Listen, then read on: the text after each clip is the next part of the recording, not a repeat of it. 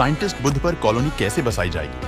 अभी तक हमने यही सुना था कि साइंटिस्ट कॉलोनाइजेशन के लिए मंगल ग्रह पर तेजी से प्रयास कर रहे हैं। लेकिन आपको यह जानकर और भी ज्यादा हैरानी होगी कि साइंटिस्ट सूरज के सबसे पास वाले प्लेनेट यानी बुध पर भी कॉलोनाइजेशन की प्रोसेसर शुरू करने का एक प्लान तैयार है। लेकिन साइंटिस्ट के पास मरकरी की सतह पर मानव को बसाने के लिए कौन सा प्लान तैयार है? हमारे सौर मंडल में सूरज के चारों तरफ चक्कर लगाते 8 ग्रह मौजूद हैं। इनमें से सबसे पहला ग्रह मरकरी है, जिसे बुध ग्रह भी कहा जाता है। यह सूरज के सबसे पास वाला ग्रह है और यह सूरज के इतना पास है कि इसकी सतह पर कोई भी जिंदा नहीं बच सकता, क्योंकि बुध पर सूरज के सामने वाले साइड का तापमान 430 डिग्री सेल्सियस रहता है। हम जानते हैं कि पानी 100 डिग्री सेल्सियस के टेम्परेचर पर पहुंचता है तो उबलने लगता है। अब आप इस बात का अच्छे से अंदाजा लगा सकते हैं कि सूरज के सामने वाली जगह पर कितनी भयंकर आग होगी।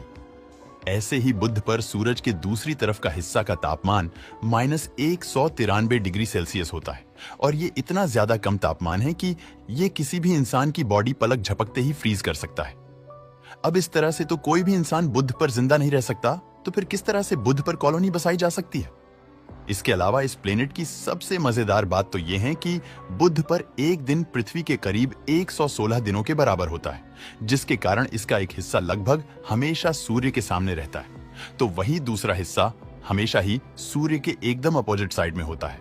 इसके अलावा इस प्लेनेट पर एक साल सिर्फ 88 दिनों का ही होता है, यानी मरकरी को सूर्य के चारों तरफ एक चक्कर लगाने में 88 दिन का समय लगता है। इस तरह से बुध प्लेनेट के आकाश में सूर्य को अपनी जगह पर फिर से वापस आने में 176 दिनों का समय लगता है। इस फैक्ट का फायदा उठाकर बुध पर कॉलोनी बसाई जा सकती है।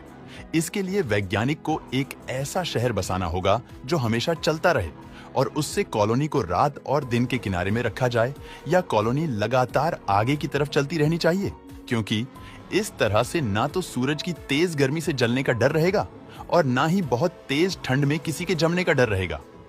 हमारी पृथ्वी अपने एक्सिस पर 24 डिग्री झुकी हुई है और इस कारण से यहाँ पर मौसम भी लगातार बदलते रहते हैं।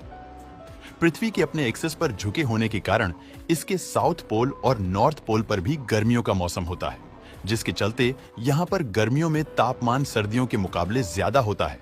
लेकिन बुध अपने एक्सिस पर लगभग बिल्कुल भी नहीं झुका हुआ है, जिसके कारण सूरज की रोशनी इसके नॉर्थ पोल और साउथ पोल पर कभी पहुंच ही नहीं पाती है। सूरज की रोशनी के नहीं पहुंच पाने के कारण यहाँ का टेम्परेचर बहुत ही